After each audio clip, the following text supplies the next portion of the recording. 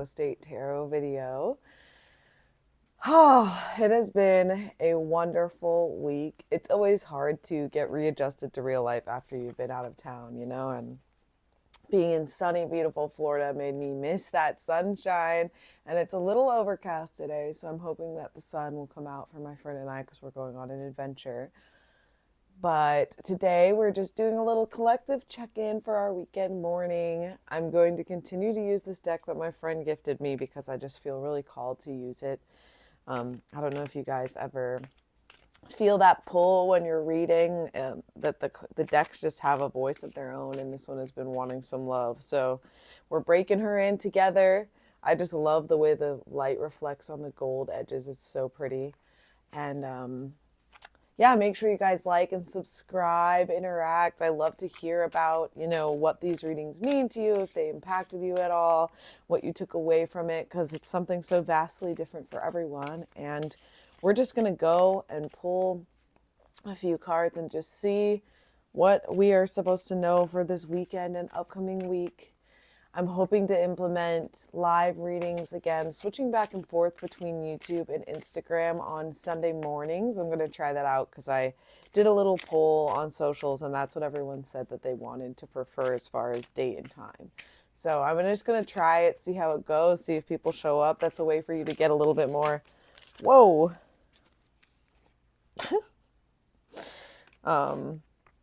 insightful, personal input. If you're wanting something that's not just for the collective, I can pull cards for you guys too. So a bunch of cards fell out, but the one that was up was the Eight of Cups. And I believe that we just got this in the other reading too. And I love this because of the options, right? Our cups are feeling full, and it also feels like where we're at right now, there's opportunity for us to look this way, and I'm going to try this thing, and go this way, and I'm going to try this thing, and go this way, and I'm going to talk to this person, and it all is adding this vibrant, beautiful value to our life. And notice that, like, in this, besides like the dark sky, we are also dark because we're like a blank canvas for all of this light to infiltrate ourselves and to fill us up with a different kind of energy.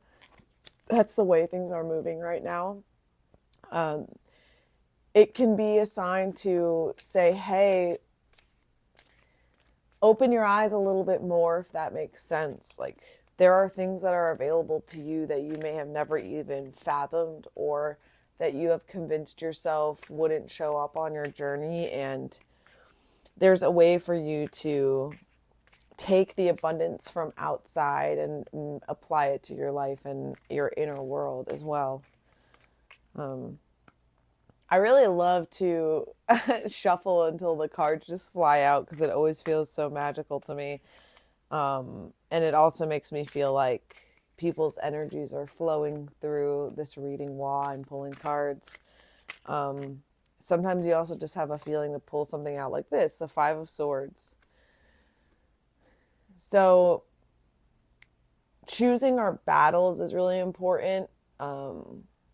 Choosing where you're going to invest energy, whether that's people or occasions, is going to do us really well in this time because it feels like we can do everything all at once. Ooh, the sun's starting to come out. You see that? Beautiful. But it feels like, with all these things that are available to me, I'm going to pick up a little bit of each one. And although all those resources are available to you and those opportunities, it's also good to pick something to focus on at a time, because there can be a moment where we get to overwhelm and we're like, well, where have my efforts been ending up? Like, maybe look at what it is that you're trying to work towards and thinking about each action that you're taking or movement that you're making, and think, is this getting me closer to my end goal? Because if you're like me, you want to just do all of these things, and you can do anything you set your mind to. I'm not saying like, don't do things, but I'm saying there's also a strategy and a method to do things so that you feel like you're getting things done, and so you're actually moving forward in your life. So, let's think of a hypothetical example. say that you have a new creative project you started, and it always feels so fun in the beginning, right? Like there's this novelty, there's this newness. Maybe you've told some people about this idea, and then all of a sudden, you come across another idea, and they kind of work together, but they require a little bit different effort on each side. And so you start doing that thing too. But then you notice that the first thing that you started working on isn't really exactly moving in the way that you had hoped for it to move. And so, maybe you take a pause on the new project. You just put a little flag in the notebook and you pick a date that you're going to come back to it, but you commit to the next week and a half just working on this other project, just talking to people about it or physically making something with your hands. And then you see, oh, this is progressing a little bit, and then you can go back to that other project. Especially as a creative soul, it's so hard to just choose one thing. Like most of the people I speak to that are specifically creatively inclined, especially as like a full-time thing, it's like jack of all trades, master of none. But the end of that quote is something like, but to have multiple skills is better than none. Something like that. Look up the second half of the quote, because someone clocked me into that recently. I was joking about myself and they were like, well, actually, and that's all balance, right? It's just choosing, okay, I'm really good at this. I want to push this project further. I'm going to spend 2 weeks working on only this project, and then I'm going to go on to the next thing. Having systems can really help move those projects along.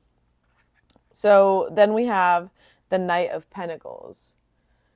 So things are coming because of the fact that you broke up these projects and the way that you're going about them. You're starting to see the benefits of your efforts. You're starting to see like, oh, look at that. Those weeks of work led to this thing that I now am holding. And it's mirrored kind of in the moon type vision behind it, right? Where you stayed on a course and now you're seeing the fruits of your labor. And then you can use that enthusiasm to kind of breathe new life into the next things that you want to accomplish. Remember, like, I'm never going to tell you that you can't do something. I'm a firm believer over here that you can do anything. Actually, below, type, I can do anything. Because that's going to be our mantra for this week. I can do anything. Maybe you're just struggling also with some imposing thoughts of, imposter syndrome, in the sense that, like, your brain is telling you that you're incapable of these things, but that's really not true, right? And our brain can be evil for no reason at all. Like, you're just minding your business and you have this really cool idea for this simple little drawing that you thought would bring people joy because it brought you joy. And then your brain goes, why would anyone else enjoy that thing that you like? And it's up to you, right, to say, well, because I found joy in it, that will bring somebody else in this world joy. It's kind of like making these videos. I'm essentially just talking to myself, but I believe that someone somewhere out there will gain something from it if they see it. The right people are meant to see it, like anything else in life. Right place, right time, right? This will pop up on someone's feed, whether I know them or not, and then they will have input that they may not have had before. Or maybe they just need to hear it one more time to push them to doing that thing. And then we have literally the King of Wands, which is what came out while I was talking about. So again, notice too the mastery of, like, we started with the Eight of Cups and it was just this like black void walking through this universe, similar kind of sky, similar kind of energy. And now we've hit that mastery stage of, like, we are one in ourselves and we have the power to make decisions. Still a similar sky, right? But we are like at the top of our power now. Like, could be completion of that project, right? The King of Wands, like that final stop of, I did all these things and I kept to them and I stuck to them and I did this thing, and you're very proud of that, It's important to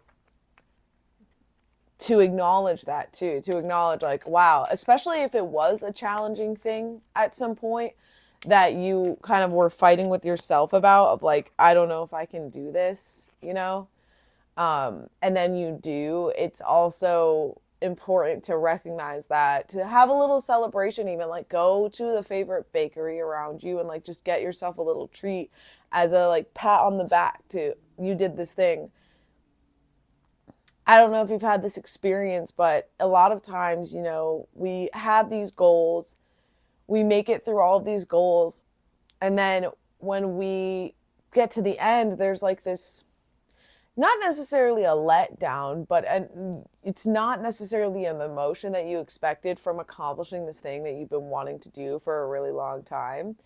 And it's up to you to curate that space that's says, oh, I'm really excited and I'm going to celebrate this thing that I've been wanting to do because I did it.